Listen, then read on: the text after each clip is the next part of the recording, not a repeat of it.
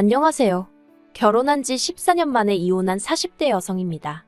어차피 할 이혼이었는데 그간 못하러 그렇게 참고 살았나 싶기도 하고, 또 한편으로는 그래도 참고 살아서 이만큼 해놓고 사나 싶기도 하고, 여러 가지로 마음이 싱숭생숭합니다.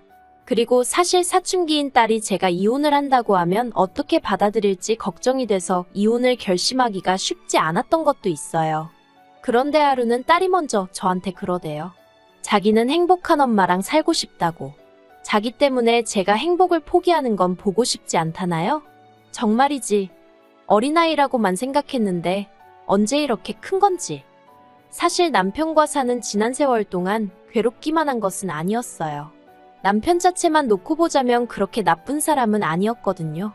어디 드라마나에나 나올 법한 완벽한 남편은 아니었어도 성실하게 회사 다니면서 월급 따박따박 가져다주고 딸한테는 자상한 아버지였고, 그런데 문제는 무슨 일이건 간에 어머님하고만 얽히면 한 번을 제 편을 들어주는 일이 없기도 했고, 결국 그 일로 매번 부부싸움을 하게 되더란 거죠. 그리고 정말이지 결혼 전에는 어머님 때문에 이렇게 마음고생을 하며 살게 될 줄은 몰랐어요. 어디서부터 이야기를 해야 하나 싶은데, 일단 남편하고는 지인의 소개로 만났거든요. 만났을 당시 남편은 담배를 피던 사람이었는데 제가 흡연자는 싫다고 하니까 한 달도 안 걸려서 담배를 딱 끊더라고요. 그리고 그런 결단력에 제가 점수를 후하게 줬던 게 사실이에요. 게다가 그뿐만이 아니라 당시 한 직장을 10년 가까이 다니고 있었는데 그때는 그것도 제 눈에는 좋아 보였습니다. 제 얼굴에 침 뱉기 같지만 저희 친정아버지는 성실하지 않은 분이셨거든요. 한 직장에서 6개월 이상 계시질 못했고 툭하면 이런저런 핑계로 집을 몇 달씩 비우기도 하셨고요. 그래서 저는 나중에 결혼할 때 다른 건 몰라도 꼭 성실하고 책임감 있는 사람을 만나고 싶었는데 저희 남편이 딱 그런 사람으로 보였던 거죠. 결혼할 때 양가에서 특별히 받은 건 없었어요. 이미 그 당시에도 어머님은 남편과 아주버님으로부터 매달 얼마씩 받아서 생활을 이어나가셨을 만큼 경제적 사정이 좋지 않았거든요. 그런데 남편이 말하길 원래부터 그렇게 남편 집이 어려운 것은 아니었답니다. 아버님이 살아계실 때만 하더라도 그래도 먹고 싶은 거 있음 사 먹고 배우고 싶은 거 있음 배우고 할 정도의 여유는 있었다고요. 그런데 남편 나이 17, 아주버님 나이 24세 아버님이 돌아가셨고 이후로 어머님이 돈 관리를 하면서 소위 집안 경제가 파탄이 났다는 게 남편의 말이었어요. 이걸 어떻게 설명해야 하나 싶은데 이제 아버님이 돌아가시고 나니 아주버님 딴에는 자기가 가장 노릇을 해야겠다 싶었던 모양이에요. 그래서 어머님을 설득해 자기 앞으로 식당을 차려달라고 했다대요. 그리고 저희 어머님은 아주버님에 대한 사랑이 각별하셨던 분으로 가령 아주버님이 콩으로 팥죽을 쓴다 해도 믿으실 정도니까요. 아무튼 그 정도로 아주버님에 대한 믿음이 크셨기에 아버님이 돌아가시면서 남기신 전 재산이나 다름없는 2억을 선뜻 아주버님께 주셨고 이유는 뭐 예상하시는 그대로예요. 아르바이트도 한번 해본 적 없던 새님이 자기 손으로 라면 한 봉 끓여본 적 없는 새님이 식당을 차렸으니 안 망하는 게 오히려 이상한 상황이었죠. 아무튼 일이 그렇게 되었음에도 불구하고 어머님의 아주버님에 대한 사랑은 여전하셨고 그래서 아주버님이 결혼을 한다고 했을 땐 사시던 집을 담보로 대출까지 받아 전세자금을 마련해 주셨다 들었습니다. 그리고 그 전세자금을 주시면서도 남들 마냥 번듯한 집 한 채 사주지 못해 미안하다고 아주 대성통곡을 하셨다고요. 그런데 저희 결혼할 때는 제가 그런 속사정을 안다는 걸 어머님은 모르셨는지 아주버님 때도 한 푼도 못 해줬다는 거짓말을 아무렇지도 않게 하시더라니까요. 그래도 뭐 그때는 다른 걸로 저를 힘들게 하시는 건 없었기 때문에 그저 뭐랄까 당신의 약점을 내보이기 싫어 그러시는가 보다 하고 넘겼지만요. 그리고 저도 딱히 친정에서 해주질 않았으니 이러쿵저러쿵 말할 입장이 못 되기도 했죠. 한편 그렇게 양가로부터 받은 것 없이 시작을 했다 보니 초반 몇 년은 지금 돌이켜 생각해보면 참으로 지지리 공상으로 살았어요. 게다가 돈 좀 모으고 자리 좀 잡으면 아이를 가지려고 했는데 아이는 하늘에서 점지해주는 거라더니 그 말이 정말인지 결혼한 지 1년 만에 떡하니 아이까지 생겼거든요. 그래서 남들은 기뻐서 운다던데 저는 서러워서 울었던 기억이 지금도 생생합니다. 아무튼 그렇게 지독한의 궁상만내 소리 들어가면서 5년 동안 죽어라 돈을 모았어요. 그리고 그 돈으로 작은 반찬 가게를 하나 열었네요. 사실 제가 어려서부터 친정어머니 도와드린다고 부엌 출입을 자주 해서 그런가 나이에 비해 음식 맛이 깊다, 손맛이 좋다 뭐 그런 이야기를 종종 들었거든요. 그리고 또 솔직히 말하자면 저도 회사를 다니고 있기는 했는데 대기업도 아니고 하다 보니 복지랄 게 딱히 없기도 했고요. 아이를 봐줄 사람을 따로 구할 형편도 안 되었고 그렇다고 어디다 맡겨놓자니 그건 그거대로 제 마음이 안 놓여서 그러다 반찬 가게 정도면 제가 조금 유도리 있게 일도 하고 애도 챙기고 할 수 있겠다 싶대요. 아마 그때는 그래도 지금보다 젊기도 했으니 나름대로 패기도 있었죠. 그래서 장사를 시작했는데 솔직히 처음 6개월은 내가 미쳤구나, 제정신이 아니었구나, 내가 왜 이랬지. 농담이 아니라 매일 밤 베개가 눈물로 젖을 만큼 후회하고 또 후회했습니다. 손님들에게 좋은 인상을 남기고 싶어서 좋은 재료로 정성을 다해 만든 반찬들이 결국 팔리지 않아 버리게 될 때면 거짓말 좀 보태서 가슴이 찢어지는 것 같았다니까요. 하지만 사람이 죽으라는 법은 없다더니 그렇게 한 세 달쯤 지나갈 때였어요. 제가 자세히 말할 수는 없지만 어떤 단체에서 도시락 주문이 들어왔습니다. 그리고 드시는 분들이 다들 어르신들이라고 하더라고요. 그래서 메뉴도 메뉴지만 맛이 나간에 있어서 평소보다 좀 더 세심하게 신경을 써드렸거든요. 그랬더니 제 정성이 전달이 된 건지 평이 너무 좋게 나왔어요. 그리고 알고 보니 그 도시락을 주문한 단체 대표 아들이 무슨 방송국 요리 채널 PD라대요. 그래서 그게 연이다 얼떨결에 요리 방송에 제가 나가게 되었고 그렇게 홍보가 되어서 갑자기 가게가 잘 되어가기 시작했죠. 그런데 가게가 잘 되니까 남편은 둘째치고 어머님이 관심을 보이셨어요. 어머님이 당신도 나와서 가게를 도울 테니 용돈 준다 생각하고 얼마씩 월급을 주면 안 되겠냐 하셨거든요. 그러면서 덧붙이시기를 당신이 나와 있는 동안에는 제가 집에 가서 애도 챙기고 하면 좋지 않겠냐고요. 사실 제 신조가 주인이 나와 있지 않은 가게는 망한다였거든요. 그래서 가게를 시작할 때는 유도리 있게 가게와 집으로 가며 장사를 하려고 했지만 이내 마음을 고쳐먹고 아이는 아이대로 어린이집을 보냈고 저는 가게 일에만 온 신경을 기울였었답니다. 그런데 그러다 보니까 장사라는 게 노력한 만큼 돈이 되다 보니 저도 모르게 가게 문을 점점 늦게까지 열어놓게 되고 그러니까 아이가 혼자 있게 되는 시간이 길어졌죠. 그래서 저도 나름대로 고쳐야지 방법을 찾아야지 생각하던 차였는데 어머님이 먼저 당신이 가게를 봐줄 테니 저는 집에 가서 애를 챙겨라. 솔직히 구미가 당기는 제안이긴 했어요. 특히 남도 아니고 어머님이니 믿고 맡겨도 되겠지 싶었거든요. 그런데 결론부터 이야기하자면 어머님께 반찬 가게를 맡긴 건 제 인생 최대 실수 중 하나라고 해도 과언이 아니었습니다. 사실 전에도 시댁을 드나들 때마다 어머님이 깔끔한 성격이 아니신 건 알고 있었어요. 냉장고에서 상한 음식이 나오는 경우가 허다했고 냉동실에는 언제 붙어 있었는지도 알기 어려울 만큼 정말 꽁꽁 얼어붙은 5만 가지 식재료들이 들어있었으니까요. 하지만 그럼에도 불구하고 제 반찬 가게는 제가 매일같이 쓸고 닦고 재고 파악하고 그랬으니 솔직히 어머님이 망쳐놓을래야 망쳐놓을 수 없을 거라 생각했거든요. 그런데 어머님의 위생 개념은 제가 예상한 그 이상이었습니다. 어머님이 가게에 나오기 시작하신 지 2주째 되던 날이었어요. 그날은 아이가 어린이집에서 소풍을 갔었기에 저도 굳이 집에 갈 이유가 없었고 그래서 어머님과 같이 가게에 있었거든요. 그런데 점심 손님들이 빠져나가고 나자 어머님이 하수구청소용 고무장갑을 끼고선 제가 재워둔 갈비 양념통을 휘휘 휘저으시는 게 아니겠어요? 그걸 본 제가 너무 놀라서 어머님더러 지금 뭐 하시는 거냐 했습니다. 그랬더니 보면 모르냐 양념을 섞어줘야 음식 맛이 나는 거다 하시대요.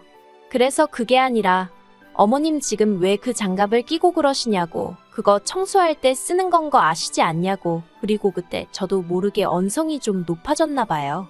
어머님이 저더러 왜 소리를 지르고 난리냐면서 그리고는 청소할 때 썼으니까 다 씻겨나가서 더 깨끗하다는 말도 안 되는 소리를 하시는 거예요. 정말이지 어머님의 억지에 화가 정말 머리끝까지 나서 도저히 표정 관리가 안 되대요. 그래서 그냥 재워둔 갈비 어머님 앞에서 보란듯이 쓰레기통에 부어버렸어요. 그랬더니 그 일로 이제 난리가 났습니다. 제가 아니라 오히려 어머님이 저희 남편에게 전화를 걸어서는 네 마누라 때문에 화병 날 것 같다며 당장 가게로 오라고 하셔가지고 그리고 영문도 모르고 가게에 도착한 남편이 주방을 들여다보고는 저더러 이게 다 무슨 일이냐고 묻대요. 그래서 어머님이 어떻게 하셨는지 얘기하니 기껏 남편이 한다는 말이 그래도 그렇지 어머님 무한하게 이렇게 했어야 했냐면서 저더러 싸가지가 없다는 거예요. 사실 그전에도 어머님과 부딪힐 때면 남편이 저더러 늘 참아라 참아라 하긴 했었어요. 평생을 저 성격으로 살아오신 어머님을 제가 어떻게 이기냐면서 말이죠. 하지만 그날만큼은 도무지 그대로 넘어갈 수가 없겠더군요. 그래서 남편더러 여기가 그냥 우리 집도 아니고 내 가게라고 하루에 얼마나 많은 손님들이 내 음식을 먹는 줄 아냐고. 이러다 막말로 손님들 탈이라도 나면 그땐 누가 어떻게 책임을 지겠냐고. 정말 미친 듯이 소리를 질렀어요. 그랬더니 어머님 하시는 말씀이 당신이 음식에 독을 넣은 것도 아닌데 난리라고. 그리고 네가 귀하게 컸으면 얼마나 귀하게 컸다고 깔끔을 떠냐며 빈정거리시대요. 그래서 결국 제가 어머님더러 너는 제 가게에 나오지 마시라 했고 어머님은 네가 뭔데 내 아들 돈으로 차린 가게에 나더러 나와라 마라 하느냐며 또다시 언성을 높이셨습니다. 그리고 저는 남편더러 그러면 이 가게 어머님이랑 당신이랑 둘이서 해라. 난 손 떼겠다 했어요. 그랬더니 남편도 그건 또 자신이 없었겠죠 당연히. 그리고 제가 가게에서 벌어가는 수입이 남편 월급의 배가 넘었거든요. 다행이라고 해야 할지 남편이 그 정도 계산은 빠릿빠릿하게 머릿속에서 돌아갔나 보대요. 어머님더러 이 사람 말대로 하시라고 가게에는 그만 나오시라고 했으니까요. 그래서 결국 남편도 어머님하고 대판 싸우고 그 길로 저는 시댁의 발길을 완전히 끊었죠. 그리고 시댁의 발길을 끊은 지 어영 9년입니다. 처음에는 그래도 딸하고 어머님 영까지 끊어놓는 건 아닌 것 같아서 남편이 시댁에 갈 때마다 따라가게 했는데 언젠가 딸이 그러더라고요. 할머니는 자기를 별로 안 좋아한다고. 그래서 남편한테 이게 다 무슨 소리냐니까 자기 어머니 모르냐면서 형님 내는 게다가 아들이잖아. 그러니 그쪽에 좀 더 신경 쓰시더라 하는 거예요. 아니 그러면 아빠가 돼서는 그걸 가만히 보고만 있었냐니까 그렇다고 안 데려가 하는데 어찌나 짜증도 나고 답답하던지 그래서 딸도 안 보내기 시작했어요. 그런데 더 화가 나는 건 왜 저희 딸을 안 보내느냐고 어머님이 묻지도 않으셨다는 거죠. 그리고는 괘씸해서 그러신 건지 저희 딸 초등학교 입학할 때도 애 생일 때도 심지어 남편이 어머님께 대놓고 손녀가 수학경시대회에서 금상을 받았다고 얘기를 했다는데도 돈 10,000원도 안 챙겨주시대요?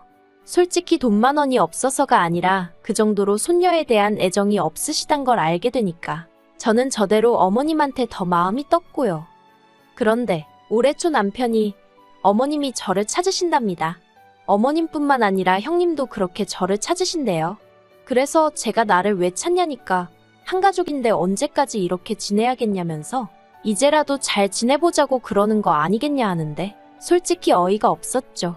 저도 처음 2, 3년은 솔직히 시댁의 발길을 끊고도 후련한 게 아니라 찝찝하고 속상하고 그랬어요. 저도 사람인데 누가 됐건 간에 다른 사람들하고 잘 지내고 싶었지 그렇게 예민하게 날 세우고 싶었겠어요? 그래서 남편을 통해 은근히 소식을 전해보기도 하고 기다려보기도 했지만 그때는 정말 어머님이나 형님이나 저를 없는 사람처럼 대했답니다. 그런데 이제 와서 갑자기 보고 싶어 한다니? 그 속내가 너무 투명해서 웃음이 날 지경이 돼요. 저희 어머님, 작년에 부쩍 살이 찌시면서 거동이 어려워지셨다는 걸 남편을 통해서 들어 알고 있었으니까요. 그래서 제가 남편더러 됐다고 그러라고 난 안 보고 싶다고 했습니다. 그랬더니 남편이 자기가 어머님 보기도 낯뜨겁고 형수님도 언제까지 자기 혼자 며느리 노릇을 해야 하냐면서 불만이 많다며 그래서 형님하고 형수님 사이도 부쩍 안 좋아진 것 같다나요? 그리고는 저더러 이제 묵은 감정은 좀 후를 날려버리면 안 되냐는데 어이가 없었죠. 그런데 제가 분명히 관심 없다, 보고 싶지 않다는 의사를 밝혔음에도 불구하고 한 달쯤 지나서 남편이 다시 어머님에 관해 이야기를 꺼냈습니다. 그리고 그 주제가 실로 가관이었어요. 어머님 사시는 집을 정리하고 어머님은 요양원에 모시기로 했는데 그 요양원을 저희 집 근처에다 잡을 거라면서 앞으로 한 달에 2번 정도는 의무적으로 제가 들여다봤으면 좋겠다는 겁니다. 황당하더라고요. 그래서 내가 왜 그래야 하냐니까 솔직히 이날이 때까지 형님네는 잘해왔으니까 우리도 우리 도리를 해야지 하는데 그래서 제가 그러면 어머님 집 한 돈은 어떻게 하신대냐고 물었어요. 그랬더니 아마 형님이 관리하시지 않을까 하는 거예요. 그럼 뭐 돈은 자기들이 갖고 어머님 뒤치다꺼리는 나더러 하라는 건가 싶대요. 막말로 그간 사이가 좋았어도 요양원 가시는 시어머니 뒤치다꺼리하길 좋아하는 며느리가 몇이나 된다고. 그런데 이건 뭐 저랑 어머님은 서로 목소리도 안 듣고 산 세월이 몇 년인데 이제 와서 갑자기 들여다보고 하라니 어이도 없고 짜증도 나고. 그래서 남편더러 그러면 어머님 집 한 돈 내 계좌로 보내라 했습니다. 그 돈 내가 가져도 되는 거면 어머님은 내가 한 달에 2번씩 들여다보겠다고요. 그랬더니 남편이 어이가 없다는 표정으로 저더러 왜 어머님 재산에 욕심을 내냐입니다. 그래서 아니 그러면 나도 뭐가 있어야 하기 싫은 일도 하는 거지. 내가 왜 나 좋은 것도 하나 없는데 그런 짓을 해야 하냐 따졌습니다. 그랬더니 남편이 자식된 도리 좀 하라는데 그걸 그렇게 받아들이냐면서. 그래서 남편더러 그럼 당신이나 한 달에 2번이고 3번이고 들여다보지 왜 나한테 말을 꺼내냐고 그랬어요. 그리고 이튿날 형님한테 연락하니 어찌나 반가워하던지. 그래서 저는 요양원 얘기는 꺼내지 않고 그냥 어머님은 요새 어떠시냐며 슬쩍 형님을 떠봤습니다. 그랬더니 형님이 기다렸다는 듯 긴 한숨을 내쉬고는 속상해 죽겠다며 어머님이 앓고 계신 병을 줄줄이 얘기하더라고요. 그리고는 요새는 약간 치매기도 있으셔서 환장할 노릇이라나요. 어처구니가 없대요.